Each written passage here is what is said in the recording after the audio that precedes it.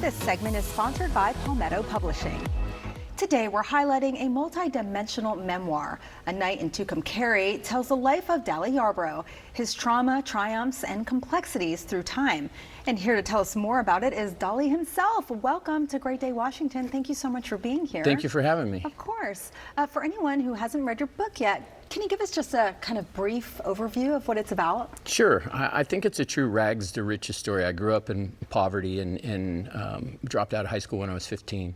And through a mysterious event that happened when, after a rodeo in Dodge City, Kansas, where I was taken to Tucumcari, New Mexico with a loss of time, and although it was mysterious, it was witnessed. It showed me a metaphorical cube that operates in my mind, similar as a Rubik's Cube. Interesting. And I found that it has 6 colors, 6 sides, and eventually would discover that it has 6 dimensions. And this has helped me interact with life and go through a system of challenges that has helped me create generational wealth, semi-pro football success, rodeo success, traveling with a country music singer, and eventually growing multiple businesses and breaking a DNA cycle that has allowed me to get to where we are today.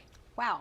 Yes. That's a lot. It's kind of like you discovered something interesting about your brain. And is that why the cover is so unique? It's really cool. It's just like a man's face with a Rubik's Cube dynamic over it. And what does that represent? So I designed the cover, and it's a portrait of me in my younger rodeo days, but ultimately I decided to paint the face with this Rubik's Cube because it truly is the way my mind interacts with life. It's not a metaphor. It is a mechanism within my mind that I've realized interacts with life, and it allows me to overcome challenges. And each color holds a feeling or a task, such as blue is structure, red is pain, green's love, and so on. And with the dimensions of the mind, as I've grown and matured, I've realized that the dimensions allow me to dig deeper into my psyche and ultimately overcome challenges that many would find as roadblocks. That's interesting, very fascinating. I know this book has done very, very well.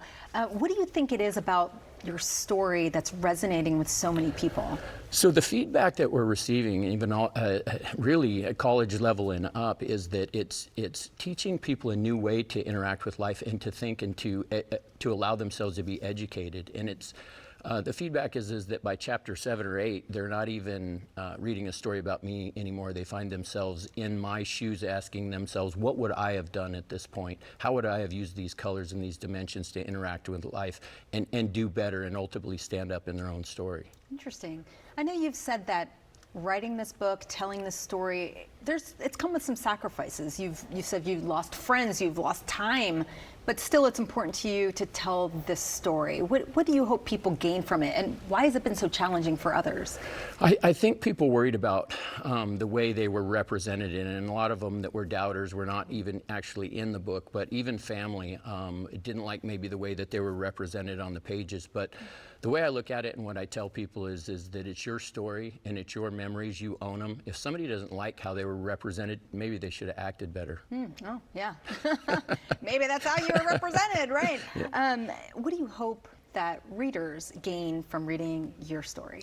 I hope that they'll look through the pages and find the little nuggets that I've left throughout and ultimately dig deep within themselves and take an introspective look to utilize some of the clues and sort of a roadmap that I've left to allow them to stand up in their own story and whatever difficulties they're dealing with or challenges to help find solutions for those rather than allowing it to just be a roadblock. As you think back, and we're about to wrap up here, do you think to yourself, I can't believe it almost sounds like you figured out the secret to success within your mind. Do you look back and go, I can't believe I accomplished this because I figured this out? I really do, and ultimately I credit that to that night in Tucumcari.